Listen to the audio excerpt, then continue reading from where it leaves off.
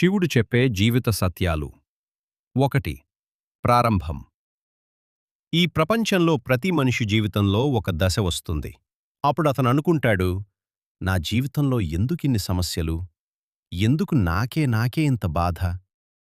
అలాంటి సమయంలో ఒకే ఒక శక్తి మనకు ధైర్యమిస్తుంది. అది శివ ఆశీర్వాదం. శివుడు కేవలం దేవుడు మాత్రమే కాదు, అతను జీవితం ఎలా ఉండాలో చెప్పే గురువు. 2. శివుడు చెప్పే మొదటి సత్యం. జీవితంలో సమస్యలు రావటం తప్పు కాదు, కానీ వాటి ముందు లొంగిపోవటం తప్పు. శివుడి జీవితాన్ని ఒకసారి గుర్తు చేసుకోండి. అతను విషాన్ని కూడా తాగాడు, కానీ ప్రపంచాన్ని కాపాడాడు. అందుకే మనం కూడా గుర్తుంచుకోవాలి, బాధలు మనల్ని బలహీనంగా చేయటానికి రావు, బలంగా చేయటానికి వస్తాయి. 3. సహనం గురించి శివుడు చెప్పేది, ఈ రోజుల్లో చాలామంది చిన్న సమస్యకే బాధపడిపోతారు. కానీ శివుడు మనకొక గొప్ప పాఠం నేర్పాడు. సహనం ఉన్నవాడు ఎప్పుడూ ఓడిపోడు. పర్వతంలా నిలబడే ధైర్యముంటే ఎంత పెద్ద తుఫాను వచ్చినా మనల్ని కూల్చలేను. 4. మౌనం యొక్క శక్తి. శివుడు ఎక్కువగా మౌనంగా ఉంటాడు. ఎందుకంటే మాటలు మనల్ని గొప్పవార్ని చేయవు, మన పనులు మనల్ని గొప్పవార్ని చేస్తాయి. కొన్ని సందర్భాల్లో మాట్లాడడం కన్నా నిశ్శబ్దం గొప్పది. 5.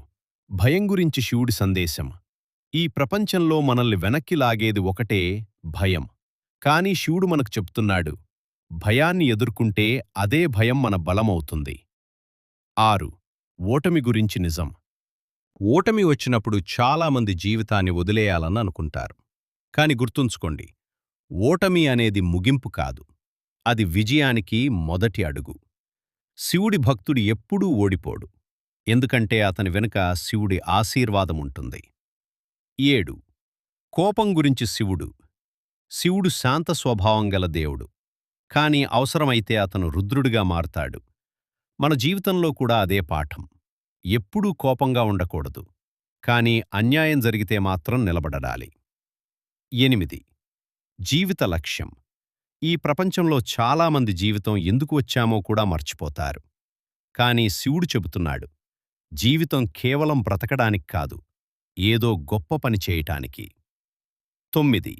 నిజమైన బలం. మనకు డబ్బు ఉండొచ్చు, పదవి ఉండొచ్చు, కాని నిజమైన బలం ఏమిటంటే మన మనసు బలంగా ఉండడం.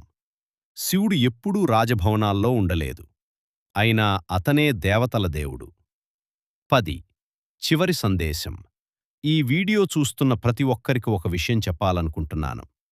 మీరెప్పుడైనా జీవితంలో ఒంటరిగా అనిపించినా గుర్తుంచుకోండి, శివుడు మీతోనే ఉన్నాడు. మీరు పడిపోతే లేపటానికి, మీరు ఏడిస్తే ఆశ్వాసం ఇవ్వటానికి, మీరు ప్రయత్నిస్తే విజయం ఇవ్వటానికి.